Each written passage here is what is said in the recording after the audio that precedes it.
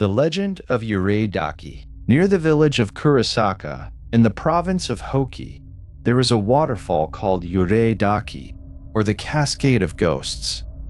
Why it is so called, I do not know. Near the foot of the fall, there is a small Shinto shrine of the god of the locality, whom the people name Taki Daimyojin, and in front of the shrine is a little wooden money box, Saizen Bako, to receive the offerings of believers. And there is a story about that money box. One icy winter's evening, 35 years ago, the women and girls employed at a certain Asatoriba, or hemp factory in Kurosaka, gathered around the big brazier in the spinning room after their day's work had been done. Then they amused themselves by telling ghost stories. By the time that a dozen stories had been told, most of the gathering felt uncomfortable, and a girl cried out, just to heighten the pleasure of fear, "Only think of going this night, all by oneself, to the Yurei-Daki." The suggestion provoked a general scream, followed by nervous bursts of laughter.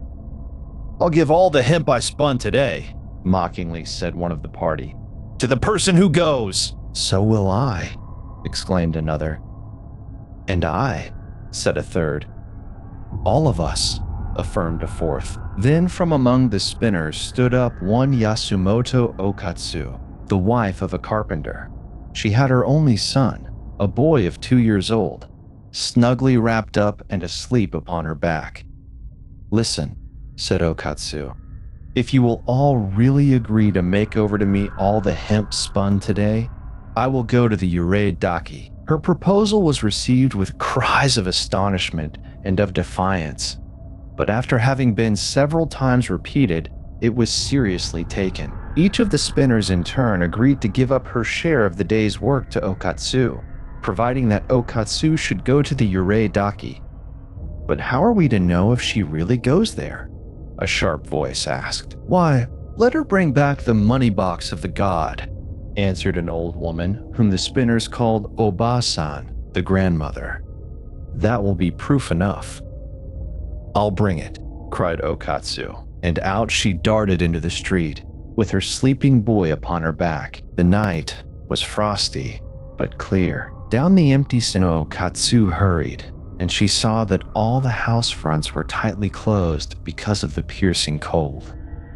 Out of the village and along the high road she ran, pisha-pisha, with the great silence of frozen rice fields on either hand, and only the stars to light her. Half an hour she followed the open road, then she turned down a narrower way, winding under cliffs.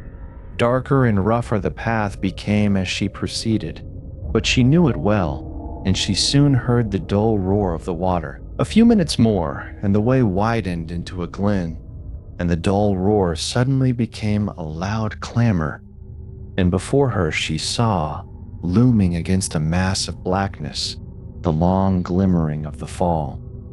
Dimly she perceived the shrine, the money box. She rushed forward, put out her hand. "Oi, Okatsu-san!" suddenly called a warning voice above the crash of the water. Okatsu stood motionless, stupefied by terror. "Oi, Okatsu-san!" again pealed the voice, this time with more of menace in its tone. But Okatsu was really a bold woman. At once recovering from her stupefaction, she snatched up the money box and ran. She neither heard nor saw anything more to alarm her until she reached the high road, where she stopped a moment to take breath. Then she ran on steadily, picha-picha, till she got to Kurosaka and thumped at the door of the Asatoriba. How the women and the girls cried out as she entered, panting, with the money box of the god in her hand. Breathlessly they heard her story.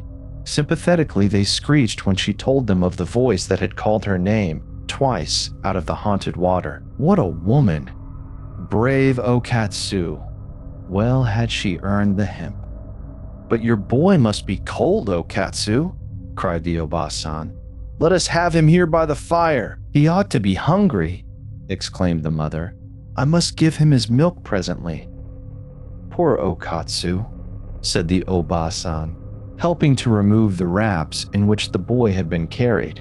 "Why, you are all wet behind." Then, with a husky scream, the helper vociferated, "Arrah, it is blood!" And out of the wrappings unfastened there fell to the floor a blood-soaked bundle of baby clothes that left exposed 2 very small brown feet and 2 very small brown hands.